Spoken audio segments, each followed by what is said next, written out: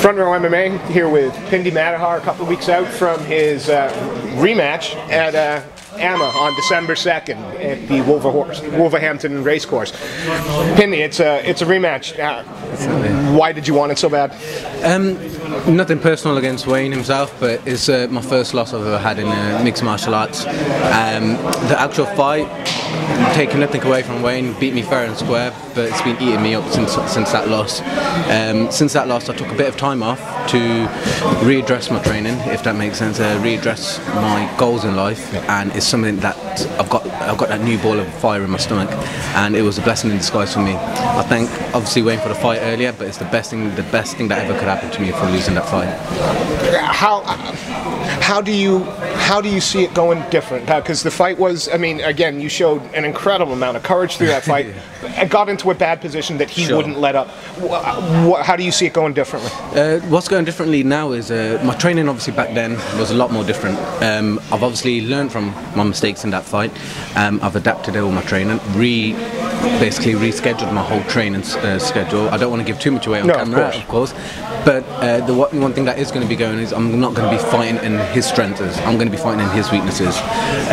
For example, if you noticed, everyone probably saw the last fight, 95% of the fight was actually on the ground, so obviously I'm looking at doing the opposite, so I'm looking at going to be keeping standing out, obviously, but if it doesn't, my wrestling's stronger, my jiu-jitsu is stronger, so I'm comfortable in all aspects of the game. Before, if you notice, I wasn't very comfortable. I wasn't fighting smarter, I was fighting with probably too much heart, as some could say, but I'm a lot more smarter now, and my whole areas of mixed martial arts is developed. There's one thing that no one can take away from you when you win or lose, and you talking about your heart. That's you're the warrior spirit, for a cheesy phrase, as it were. Where does that come from? Because it can't. Can it be trained? Is it from Shark Tanking, or is it? I'll be honest with you. I don't know where it comes from, but I'll be honest with you. It's something that when you want something bad enough, you will keep fighting and fighting and fighting until you get it. Ever since I've started training, I've wanted to fight. I wanted to get into the big leagues. I've always wanted to fight for the belts. I've always wanted to fight the top guys in the game. When I'm getting hit, it's actually driving me. So I can't explain where it comes from, but it's something that it's like a ball of fire in my stomach that I just want, and I won't give up until I get it. Well, you fought on Bama. You fought on. So you've done the arena shows. You've done the small local shows. Where do you want to see yourself in 2 years? I'll be honest with you, truly honest with you. I can see. I'm not just saying about it. I can see myself within 2 years or possibly 3 years being in the UFC. That's my long-term goal. That's what I've wanted since I've started training. The first ever time I did a jiu-jitsu class, it's the one thing I've wanted, and it's a long journey, but it's something that I'm gonna keep driving, keep working hard for, and I'm just gonna keep going until I get it. That could be. I've got myself an aim of 3 years. If I don't get it in 3 years, it'll take me 4 years. If I don't take me 4, it'll take me 5. I'm gonna keep going until I get it. One way or the other. Definitely. How active are you hoping to stay in 2013? How many fights are you hoping to rack up? Obviously, this is a brilliant time of a fight against Wayne, just before Christmas. I'm looking at obviously after this fight, not taking too much time off, but taking a bit of a breather with Christmas and whatnot. As soon as the new year starts, I'm looking at hopefully possibly getting into the bigger leagues again. I'm looking at getting a minimum of 3 fights next year. But like I said, I'm looking at if I could get more, brilliantly. But I want to be fighting bigger names next year, so that's my aim. And building my career up in that sense. Building your career up. The one thing that you've got that a lot of guys that perhaps are that haven't broken the UFC yet is this huge fan following. Where does that come from? How did that happen? Because it's like a rock concert. I love my fans to bits. They're the best fans you could possibly ask for. I'll be truly honest with you, when I first started fighting, I wouldn't say it was a fluke, but as you're probably aware, I run my own martial arts academy up in Coventry, down in Coventry, even though I train in Birmingham, but I run my own academy in Coventry, which is a Muay Thai academy as well as mixed martial arts as well.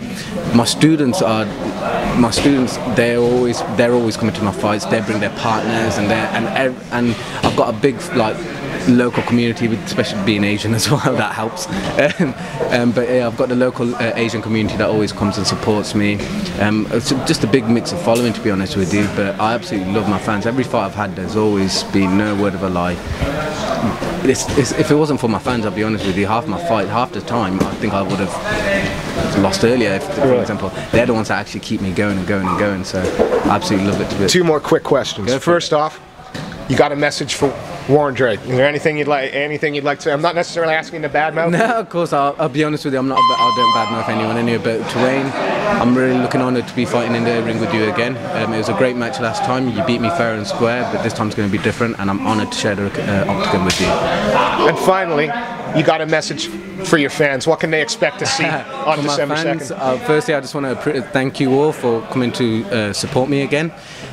This time, you won't be leaving disappointed. This time, you'll be leaving with a party to look forward to that same night. Pindi, before we let you go, is there any sponsors, any people you'd like to give thanks to, training partners? Feel free. I've got a lot of people that I'd like to mention, but just very briefly, I'd just like to thank my parents for giving me for supporting me, my training partners, my training coaches, Mark Goddard for giving me the opportunity to fight on the show.